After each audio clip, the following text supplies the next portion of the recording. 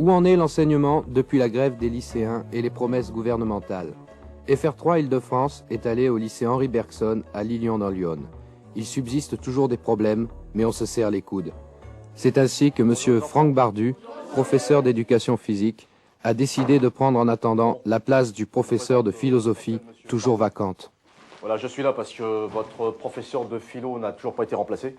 Donc c'est moi qui, en attendant, vais assurer les cours. Ok? Bon, sinon, voilà, on va commencer. Qu'est-ce que vous étudiez, là, dernièrement? Oui? Épicure et la luxure. Épicure et la luxure. Ouais, écoutez, pour la luxure, un simple bandage suffit. Il n'y a pas besoin de... Voilà. D'autres questions?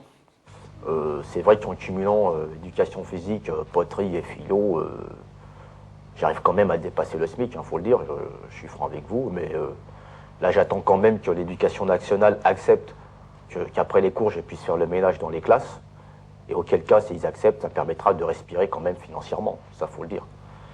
Mais c'est difficile, hein. Il subsiste des problèmes qui sont problématiques, qui demeurent et qui restent inadmissibles.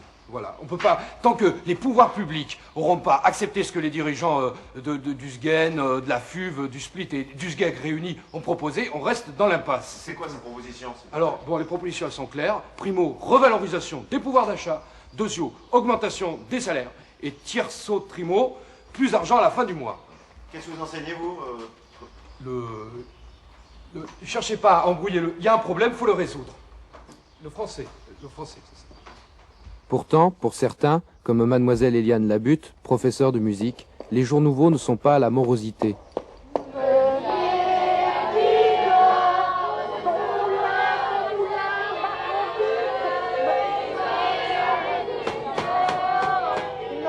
Non, ça ne va pas du tout. Chut, Isabelle, chut.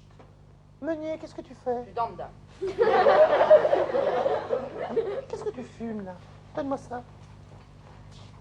Qu'est-ce que c'est que ça? C'est pas du tabac, j'espère? Non, c'est de l'herbe. Il est interdit de toucher aux pelouses de l'établissement. Il faut savoir être à l'écoute. Aujourd'hui, nous avons travaillé une chose facile, des Zonenheit nicht gefragte Lust, so, de Schubert. Et demain, nous travaillerons les Beatles. Les Beatles. Les Beatles. S'adapter, se mettre à l'écoute des élèves, c'est le maître mot de l'enseignement aujourd'hui. C'est super, virgule.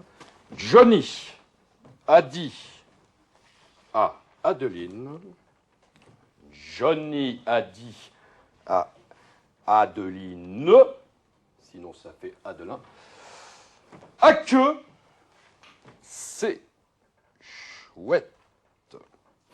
Voilà, donc inconscient et subconscient, hein.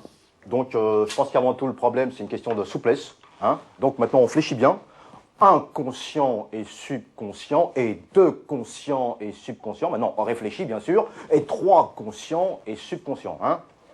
Tout dans les genoux. Question de... OK? Quoi qu'il en soit, tout le monde s'accorde à penser que le gouvernement fait de gros efforts. Alors, les grands hommes de la France, on reprend depuis le début. Il y a eu Léon Blum, après Jean Jaurès, ensuite Mitterrand. Et juste avant Mitterrand, il y a eu un très mauvais président. C'est qui? C'est C'est ton destin. Non, avec les élèves ça va, mais disons qu'avec les parents d'élèves, parfois il y a des petits problèmes, c'est sûr. Non. Encore qu'en matière de budget, quelques petits efforts restent à faire. Tiens, donne-moi ça, toi. C'est simple, pourtant. Si je vous fais ça, il est où le ré, là? Le ré, il est où? Bien, Christophe, bien. Vaste problème que l'enseignement, où les polémiques demeureront toujours. Mais au fait, les élèves, les premiers intéressés, comment vivent-ils tout cela au quotidien? Je suis pas d'accord, les professeurs ils gagnent du fric et nous on a que dalle. Et même il y a des fois. Il y a des problèmes, il faut faire quelque chose. Ils arrivent en retard.